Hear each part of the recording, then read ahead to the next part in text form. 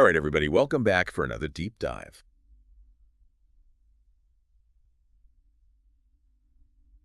Sometimes it feels like we're all just kind of teetering on this edge of like good behavior and bad behavior. Hmm. Is there even a difference anymore?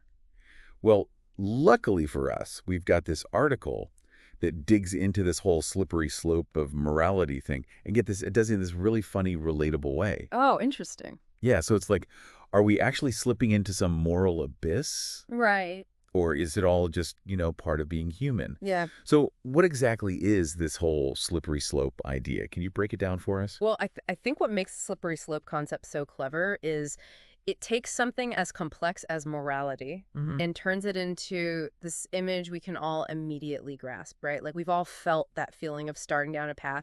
You kind of get a little bit like, ooh, is there any turning back from this? Totally, yeah. Yeah. And this article uses some really interesting examples to show how this whole slippery slope thing supposedly works, right? Mm-hmm. Like they talk about chocolate cake. One bite and you're like, okay, I can handle this. But then next thing you know, the whole thing is gone. Oh, yeah. And then they connect that to morality. Like, is that how it works with our ethics too? Right. One minute you're texting at a red light, which, come on, we've all done it. Yeah. But then the next you're like, well, the article takes us on a pretty wild ride. It does. It plays on this fear, right? That even small ethical missteps can kind of snowball into something much bigger. Exactly, yeah.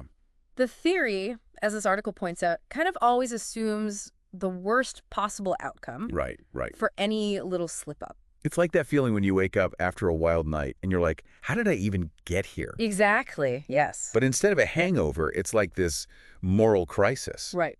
But, not every moral compromise is this like giant leap off a cliff, right? Yeah. Like the article makes this great point. It's not always a straight line from telling a white lie to like, committing tax fraud or something. Right. It's not always linear. Yeah. So are some moral compromises less, well, bad than others? Well, the article uses this great phrase. It calls some of them moral Jenga. Moral Jenga. Oh. Okay, I like where this is going. Explain that one. So you know how in Jenga you can pull out a few blocks and the tower might still stand? Yeah. It's like that. You can make a few compromises and your moral compass might still be intact. Okay, so maybe that little white lie to protect your friend's feelings after their, shall we say, ambitious attempt at a rap career, Right. that's not a sign of total moral meltdown. Exactly. And in fact, the article uses a really similar example. Does it really? It has this whole hilarious bit about SoundCloud rappers. Oh, I love it. But it also brings up this point that's worth thinking about. How often do we tell ourselves it could be worse? Oh, all the time. Right. Yeah, It's like we try to make ourselves feel better about our maybe questionable choices totally. by comparing them to some imaginary ethical abyss. Which, honestly, can be strangely comforting, right? Like, okay, yeah, I may have kept that library book for a few extra years, but Yeah. hey, at least I didn't pull a heist on the entire library system. Exactly. That makes me feel a little bit better about my borrowing habits. And there's the thing, the article really digs into this idea of rolling with it morally, Yeah. It's not necessarily that we're actively trying to be bad, but maybe we've gotten a little too comfortable with those moral gray areas. Too comfortable. Yeah, I like that. All right, so we're getting into this idea of moral gray areas where everything's not just black and white. Okay, so gray areas. But hold on. I mean, is there even really a slippery slope? Right. Or is this just like a morality guilt trip some people lay on us? Well, the article actually brings up that exact point. Oh, does it? It suggests this whole slippery slope thing could just be like a myth. A myth, really? Yeah, that it's perpetuated by folks who, maybe take their morals a little too seriously. Okay, I know those people. Mm, Always so serious. Yeah. So what are they so afraid of? right. It's like they think any little slip up and you're like, doom. Exactly. It's like they think if you eat one potato chip, Right. you'll suddenly find yourself like knee-deep in a mountain of empty bags. Haha, exactly. The point the article makes is humans are actually pretty good at nuance. Yeah, that's true. Like, we get that there's a difference between, let's say, forgetting to scan something at the checkout. Oops, how'd that get in my bag?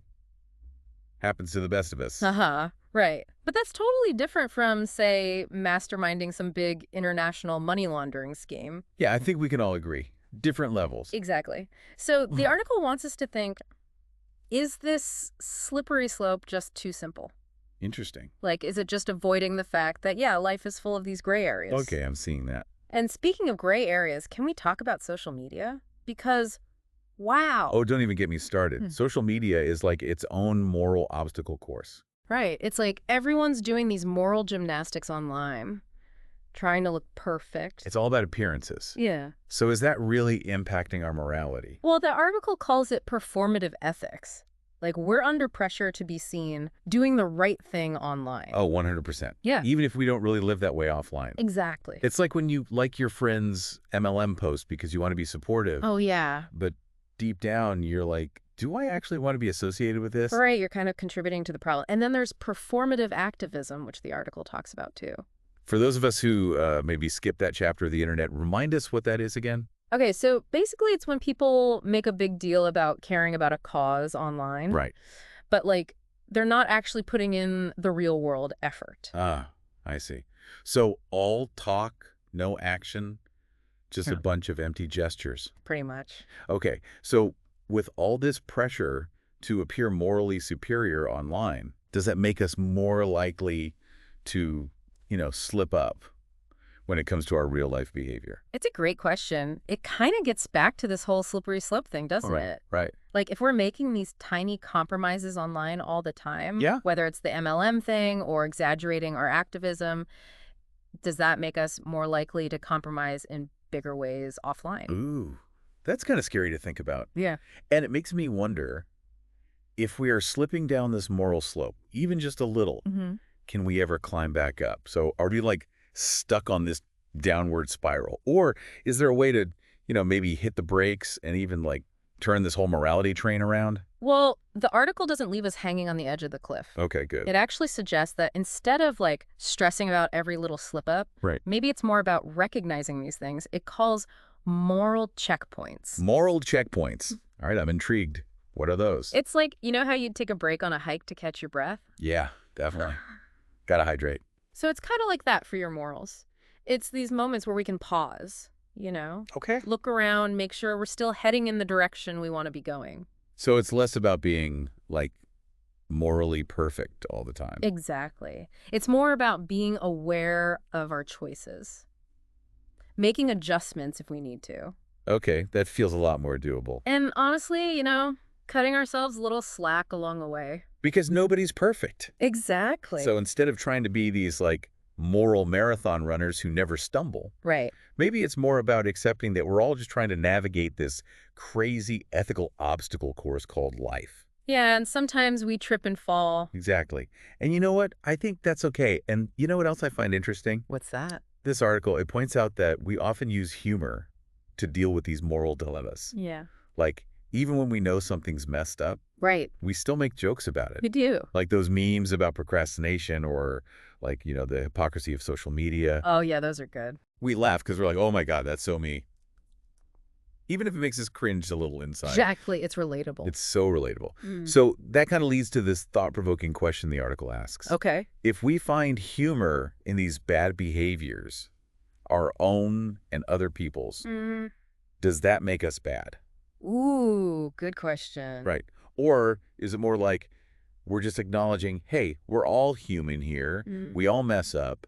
And maybe being good all the time is like an impossible standard. Yeah, it's like we're saying, we see you, we get you, we're in this together. Right, exactly. Like we're all just trying to figure it out as we go. Exactly. So maybe instead of beating ourselves up over every little slip up, Yeah. maybe it's more about being honest about our own imperfections Mm-hmm. and being a little more understanding of other people's stumbles. I think that's a great takeaway.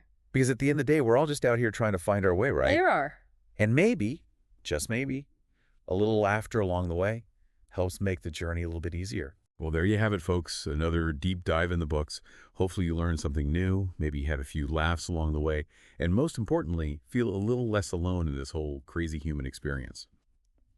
Until next time, stay curious and embrace those moral checkpoints.